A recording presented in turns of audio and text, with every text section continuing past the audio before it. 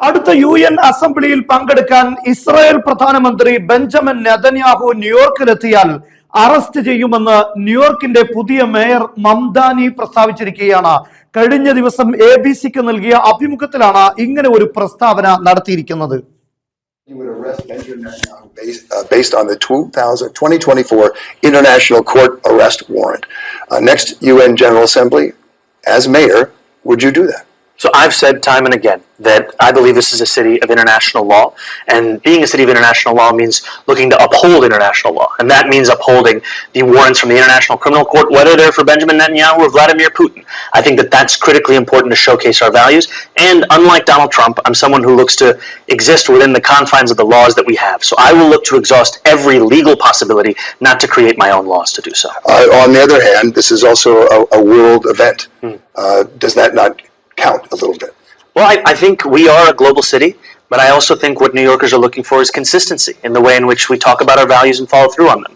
And that's why I think these warrants from the International Criminal Court, they are worth fully exploring every legal possibility. അന്താരാഷ്ട്ര നിയമങ്ങൾ അത് നടപ്പാക്കാനുള്ളതാണ്. അത് ന്യൂയോർക്കിൽ എന്തായാലും നടപ്പാക്കുക തന്നെ ചെയ്യും. അന്താരാഷ്ട്ര കോടതി എന്നത് ഒരു അനിമൽ കോർട്ട് അല്ല എന്ന രീതിയിൽ അതിശക്തമായ ഒരു പ്രസ്താവനയാണ് ഇപ്പോൾ നടത്തിയിരിക്കുന്നത്. ആരാണെങ്കിലും ശരി, അന്താരാഷ്ട്ര കോടതി ഇങ്ങനെ ഒരു കുറ്റകൃത്യത്തിന് അറസ്റ്റ് വാറന്റ് പ്രഖ്യാപിച്ചിട്ടുണ്ടെങ്കിൽ അത് നടപ്പാക്കേണ്ട ഏറ്റവും പ്രധാനപ്പെട്ട ഒരു ഇടമാണ് ന്യൂയോർക്ക് എന്നാണ് ഇപ്പോൾ ന്യൂയോർക്കിന്റെ മേയർ പറഞ്ഞിരിക്കുന്നത്. യഥാർത്ഥത്തിൽ ന്യൂയോർക്കിന്റെ മേയർക്ക് ഇത് സാധ്യമാണോ എന്ന ചോദ്യം വളരെ പ്രസക്തമാണ്.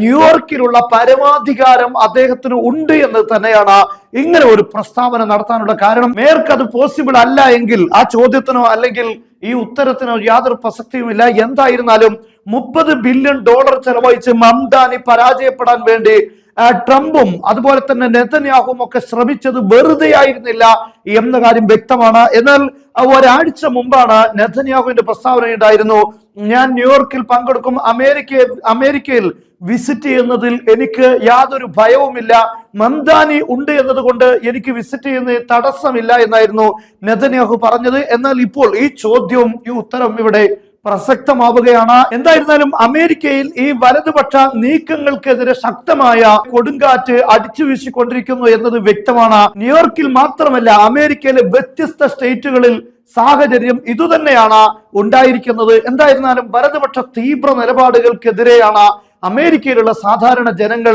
അവരെ അടിച്ചമർത്തി തന്റെ നയങ്ങളുമായി മുന്നോട്ട് കൊണ്ടുപോവുക എന്നതാണ് ട്രംപിന്റെ നീക്കമെങ്കിൽ സാധാരണ ജനങ്ങൾക്ക് മുന്നിൽ അത് നടപ്പാവുകയില്ല എന്ന കാര്യമാണ് ഇതെല്ലാം സൂചിപ്പിച്ചുകൊണ്ടിരിക്കുന്നത്.